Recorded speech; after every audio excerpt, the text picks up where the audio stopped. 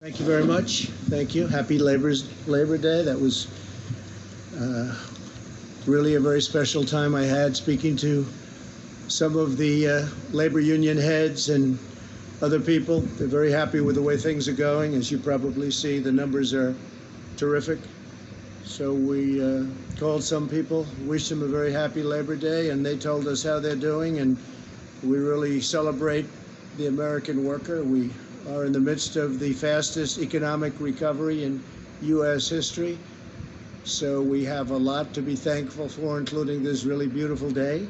So I thought we'd do this outside as opposed to in your more normal place. The United States experienced the smallest contraction of any major Western nation. You probably know that.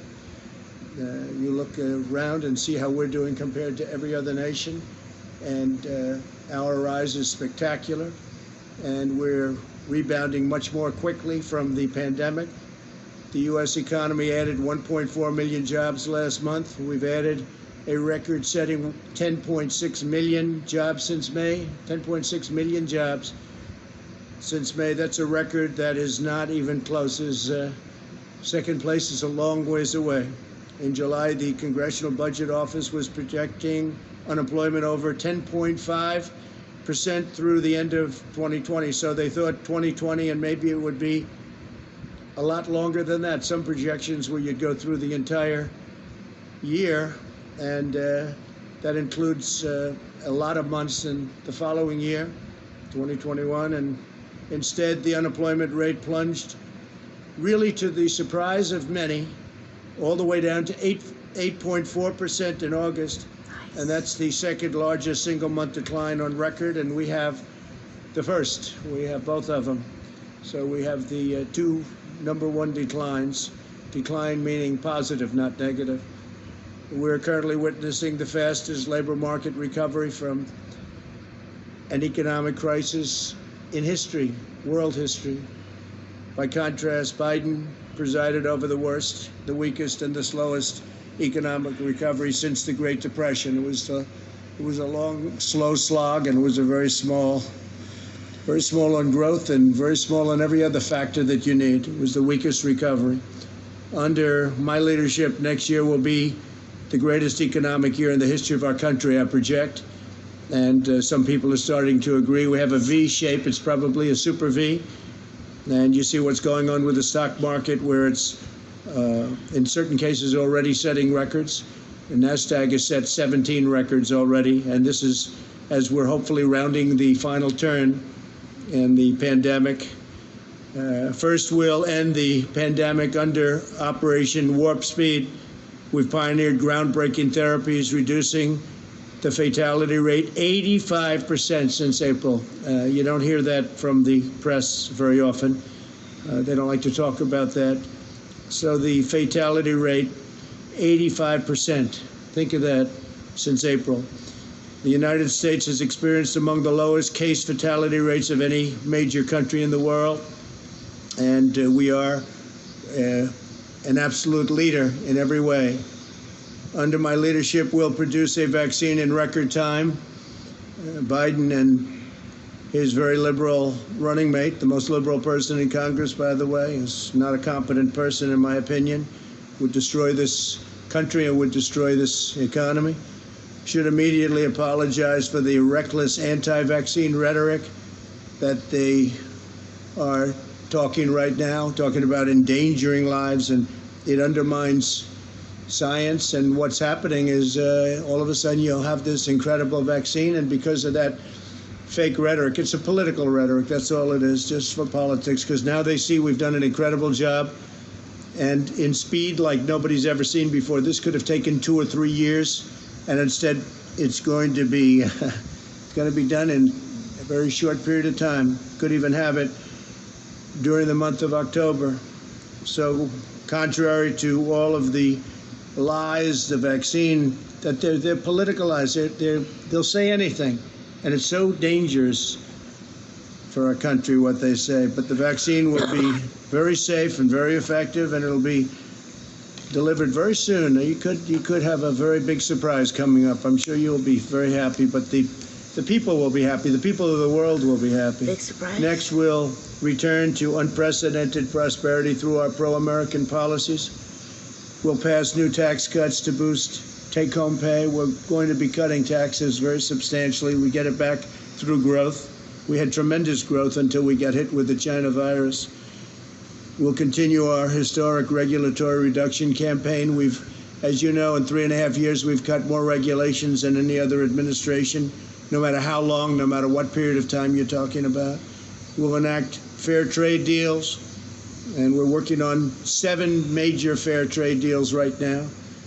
And when I say fair, fair to our country, because our country was ripped off by every nation.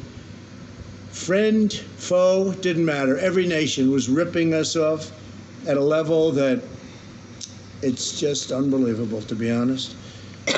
We're going to be expanding opportunity zones, and we will keep that going. It's been a tremendous program. I want to thank Senator Scott, South Carolina, for coming up with that whole concept, because he came up and I liked it right away, and it's really turned out to be a tremendous thing, especially for African Americans, Hispanic Americans. We'll continue to unleash American energy. We're #1 in the world, and we're totally energy independent right now. And in 2021, we'll create 10 million jobs at least in the first 10 months. Joe Biden, the radical socialist Democrats, would immediately collapse the economy. If they got in, they would collapse it. You'll have a crash the likes of which you've never seen before. Your stocks, your 401ks. Remember, it's the people that own these massive listed companies. A lot of people, rich people, and not so rich people, and middle income people, and those stocks will crash like you've never seen before. The Biden plan begins with a $4 trillion tax hike, and that will end everything, including growth. There won't be growth. There'll be total contraction. Biden's also pledged to demolish the U.S. energy industry and implement the same policies causing blackouts in California. He wants to have things lit up with wind. He'll have to talk to China, Russia, India, and lots of other countries, because they're not doing that. And if they're not doing it, it puts us at a tremendous economic disadvantage, and it doesn't work. You take a look at the blackouts in California. It's really rather amazing what's going on there. They've tried to go, and that's just with a small portion going that route. That doesn't work, and it can't fire up our big plants. If we're going to have this great industry that we've created, can't fire up our big plants. Biden's plan for the China virus is to shut down the entire U.S. economy. He's going to totally rely on somebody to walk up. Yes, sir, it's time to shut it down. He'd be laying off tens of millions of workers and causing countless deaths from suicide, substance abuse, depression, heart disease, and other very serious illnesses. Because when you do a shutdown, there's a problem on the other side. It's not just from the virus. You have a big problem with suicides, with losing your jobs, with all sorts of things. That you just take a look. Depression is a massive problem, and what happens is they turn to substance abuse, alcohol, drugs. So we can't do that. And then we'd have to give up all the gains that I've been talking about over the last 3 months. What we have done is incredible. We're setting records all over the world. No matter where you go, nobody has done what we've been able to do. So we're setting records in jobs. We're setting records in numbers. And you're going to see some very big numbers. Third quarter numbers are coming out right before a very special day, November 3rd. So you have the numbers coming out. And they're, I think, going to be fantastic. I think they're going to be fantastic. The best numbers of all, if somebody doesn't come along and raise taxes, double, triple, quadruple your taxes, will be the numbers from next year. But you're going to have a good third quarter number coming out. And I think it's going to be hard for even the media to disparage that number. Biden wants to surrender our country to the virus. He wants to surrender our families to the violent left-wing mob. And he wants to surrender our jobs to China, our jobs and our economic well-being. I've taken in billions and billions of dollars from China. No other president's done what I've done. I've given much of it to the farmers. I've given it to farmers, manufacturers, but I've given most of it to the U.S. Treasury. Nobody's done that. We haven't taken in 10 cents from China ever. They targeted our farmers, and I targeted them. And I gave $28 billion to our farmers. Our farmers wouldn't be existent right now. Right now, they're very happy. In fact, They're setting records on purchases. China is purchasing more corn than they've ever done. Record purchase of corn and soybeans, beef, because they know I'm not happy with them. They know I'm not happy at all. And frankly, I don't want to set the world necessarily to thinking too much about it right now, but there's been